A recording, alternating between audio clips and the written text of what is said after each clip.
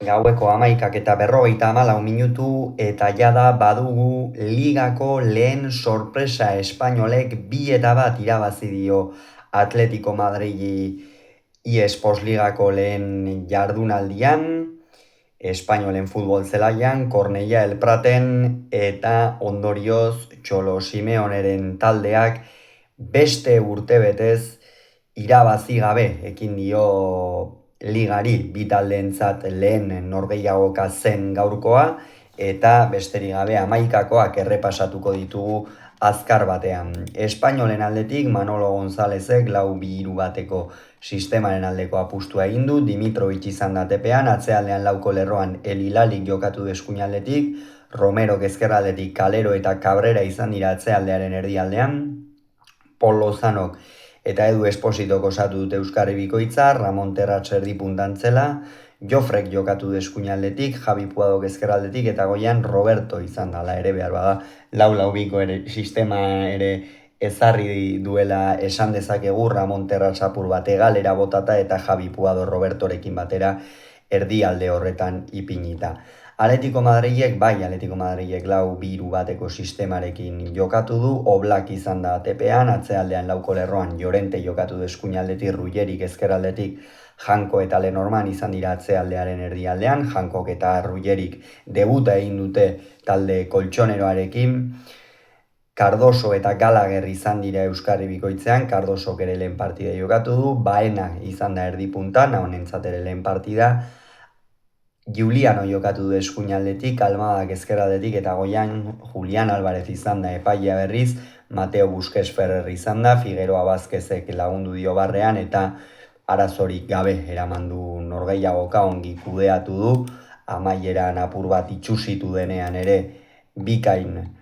aritu da epailea eta beraz inongo aitzakiari gabe. Eta partida hasieran ikusi dugu espainolek oso garbi zuela, zer egin nahi zuen. Naiz eta Atletico Madrilek baloiaren jabetza eduki, Kataluniarrek gora egin nahi izan dute, presio altua, intentsitate handikoa eta hor Atletico Madrilik gauzak zailtzea zuten xede, baina egia da, minutuak aurrera joan ala, Simeoneren taldea asko hobeto jokatzen hasi dela, pixkanaka espainol bera ere atzean sartzen hasi da, euren arean eta hor askotan zaila izaten da, Halako taldei aurre egitea, gainera ikusi dugu, zenolako abiadurarekin mugitzen zuten baloia Baenak, Almadak,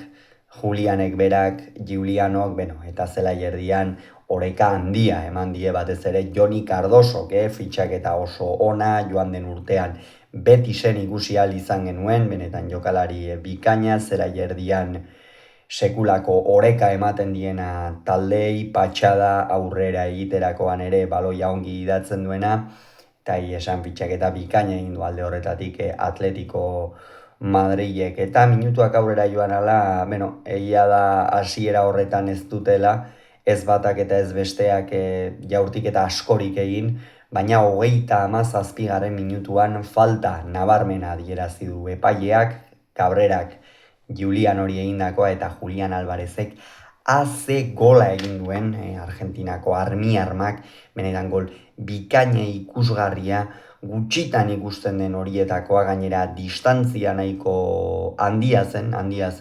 baina hala ere ez du barkatu eta Atletico Madridi oso ongi ipini zaio norgehiagoka egia esan eta espainoli berriz nahiko maldangora, oso maldangora ere,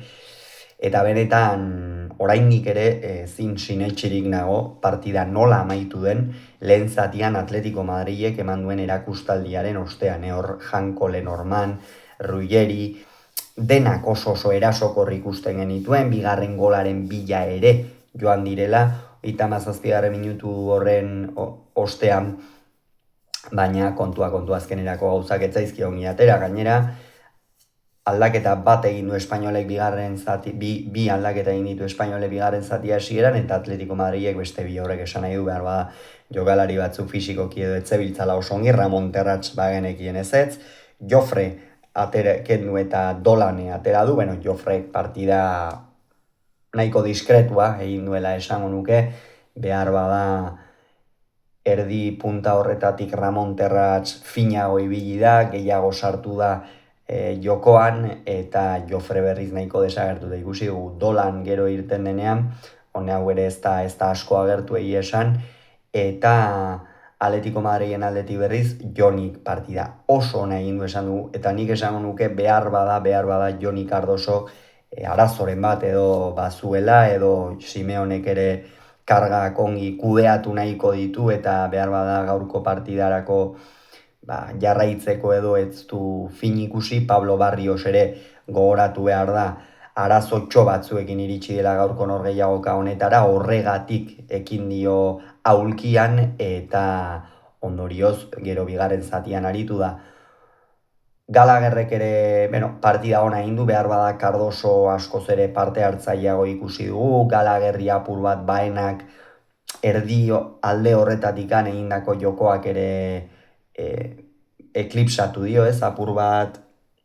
protagonismoa, baina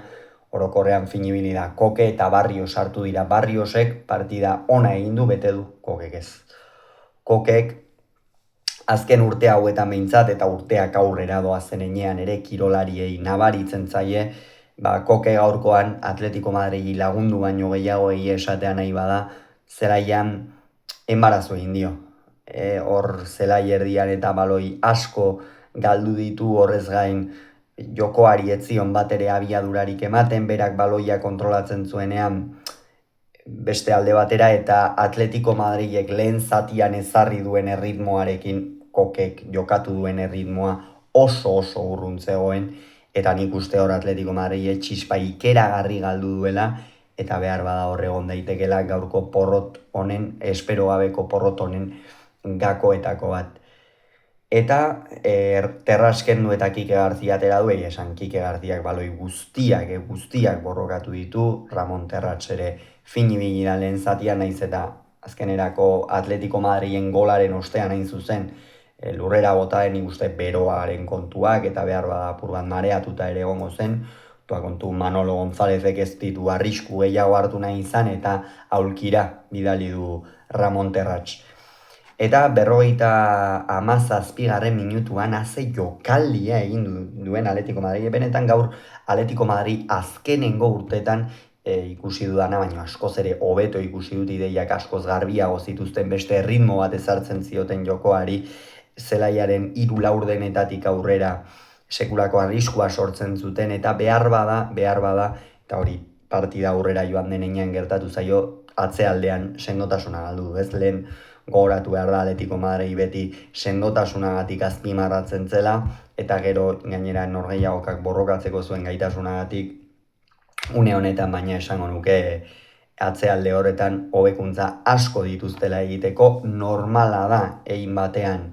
jokalari batzuk berriak baitira, eta oraindik ere lehiaketan sartzen ari dira pixkanaka, baina Simeonek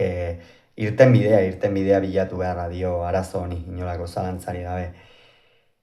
76. minutuan oso aldaketa esanguratsua etorri da. Kalerok zelaia utzi du, eta Miguel Rubio sartu da.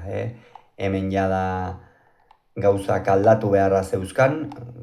markagailuan atzetik zen Atletico Madrid, eta zerbait aldatu, barkatu Atletico Madrid ez Espainol, eta zerbait aldatu beharra zuen, eta meno Miguel Rubio atera du, erdiko atzelaria, eta gero gainera bera izan da inolako zalantzari gabe gaur gaueko protagonistetako bat. Hor 76. minutuan atera du, 78. minutuan ere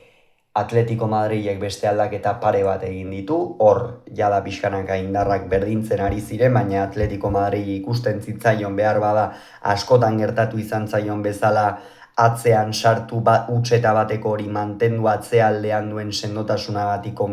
konfiatu, eta gero odolkiak ordainetan izan, eta gaurkoan hori gertatu zaio, Almada eta Baenak kendu ditu, nik uste oso erabaki arraroak hartu dituela gaurkoan Txolo Simeonek, ez du asmatu aldaketekin, izaten dira entrenatzaileek ere egun hobeak dituzte, egun okerragoak, gaurkoan Simeonek ez dut uste norgehiagokaren irakurketa egokia egin duenik, eta ondorioz Gero nabarmen geratu da Simeoneren lana gaurkoan, Almadak partida oso nahi du baenak ere, biak alabiak debutariak ziren, Manzanaresko taldean eta esan partida bikaina jokatu dute, Almadak ezkerralde horretatik erakutsi du izkin egiteko eta gaitasun handia duela, jokalari azkarra dela, burutsua eta baenak berriz erdi punta horretan, sekulako abiadura sartu dio baloiari, zelai erdira purbaia izten zenean ere gero oso ongi irekitzen du jokoa, eta Griezmann eta Raspadori atera dira, erasora, joan nahi izan duala ere Simeonek, baina 73. minutuan Edu Espositok ipinitako baloi bat, Miguel Rubiok bikain errematatu du, bakarrik zegoen, Raspadori zen bere marka zuen jokalaria, akats nabarmena egin du italiarrak, eta ziur naiz Simeone horri oraindik bueltaka ari dela, baina kontu 73. minutuan partida berdindu du, Espainolek Roberto kendu eta Pere Milla atera du 74. minutuan, eta hortikan aurrera jada horixe, Espainolek gora egin du, nabarmen, Atletico Madrid berriz ondoratu egin da, berriz ere behar bada iraganeko mamuak eta askotan gertatu zaizkion gauza horiek gogoratuz edo, eta Pere Millak zer egin du, 84. 82. Julian Álvarez kendu eta Sorloz atera du hau ere, benetan ulertu ez dudan beste erabaki bat izan da, Julianek sekulako partida egin du, sekulako gola sartzeaz gain, Atletico Madrilen eraso horretan area zapaltzen zuenean eta arrisku gehiago zuten jokalariak gutxi izango ziren, baina erabaki hori hartu du, Sorloz zela iratu da eta 84. minutuan Elilalik eskuinaldetik eginako erdiraketa bat, Pere Millak erraz irabazi dio Lenormani, nahiko azpitik zetorre maloia eta benetan gol bikaina izan da, gol ikusgarria izan da Pere Millak egin duena, eta hortxe, errematatu du norgehiagoka, gero Puado kendu eta Salinas atera du, Puado hasieran erdian jokatu du aurrealdean, gero pixkanaka egalera botatzen joan da, eta hor ikusi da bere egalera bota denean Espainolek ere irabazi duela, batez ere izkin egiterako garaian, eta alboko marra bilatu eta arriskua sortzerako garaian, eta Salinasek utzi egin dio emaitzari, eta honen bestez 2-1, une honetan Espainolek 3 puntu dauzka, Atletico Madrilek beste horren beste, eta argi dago, Simeonek dirua gastatu du, Atletico Madrilek dirua gastatu du, eta irudia hau ez da espero genuena inondik inora ere, eta ez dut uste txarra litzake demoraldian horrela izango denik. Espainolentzat berriz funtsezko 3 puntu, motivazio handiz iritsiko dira anoetara.